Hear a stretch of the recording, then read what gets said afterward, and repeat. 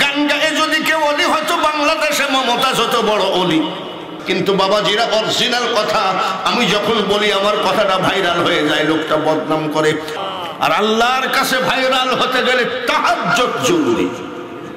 তাহাজ্জুদের নামাজটা হলো আল্লাহর সাথে একেবারে এই পথ দিয়া আসবে রে আমি সদাই থাকি পন্থ পানে চাইয়া।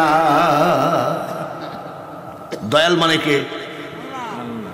আর ওনার গান কি?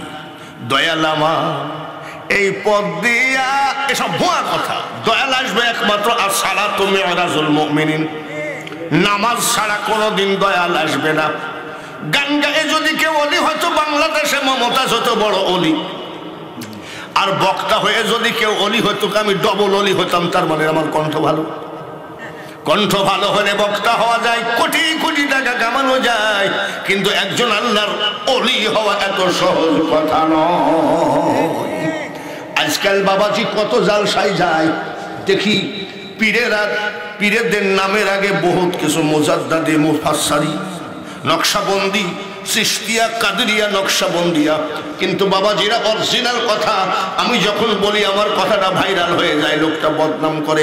আমি বদনাম করি না, সব থেকে কঠিন হলো পীর শব্দটা লেখা। আলহাজ লিখেছি আমি, মক্কা মদিনা জিয়ারত করেছি তাই আলহাজ লিখেছি। হাফেজ লিখেছি আমি, কোরআন শরীফ মুখস্থ তাই। মাওলানা লিখেছি আমি, মাওলানা পাস করছি তাই। কিন্তু পীর কথাটা এত সহজ কথা নয়। চিশতিয়া তরিকার যিনি মহাগুরু খাজা মঈনুদ্দিন চিশতি আজমিরি রহমতুল্লাহ, ইরানের সঞ্জরনগরে বাড়ি, সুবহানাল্লাহ। ওইখান থেকে হাইটি মক্কায় গেছে, সুবহানাল্লাহ। আসুন। আর আমি যশোর টাউন থেকে হাইটি আজমির শরীফ গেছি। আমি যশোর থেকে হাইটি আজমির শরীফ গেছি। আমি কোনোদিন তো বলি না, অথচ খাজা এরা একেবারে পীরে কামেল হয়ে বসে আছে, আর আপনারা পাইলেই কয়। তখন পীর সাহেব আবার ভিডিও কর, ভিডিও কর, ভিডিও কর।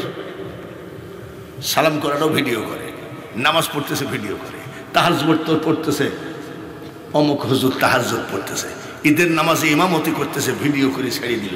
এইটাই তো হলো শয়তানি খাসলো, এইটাই হলো নফসানিয়ত।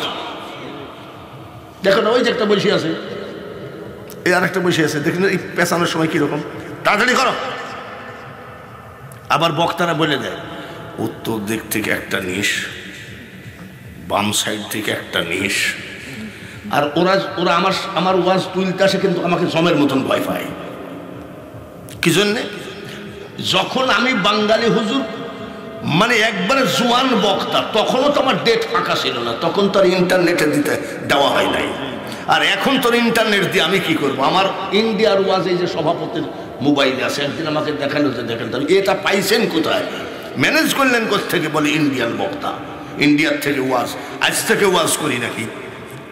একমাত্র ভাইরাল হওয়ার মালিক হলেন আল্লাহ। জোরে বলেন কে? আর আল্লাহর কাছে ভাইরাল হতে গেলে তাহাজ্জুদ জরুরি। তাহাজ্জুদের নামাজটা হলো আল্লাহর সাথে একেবারে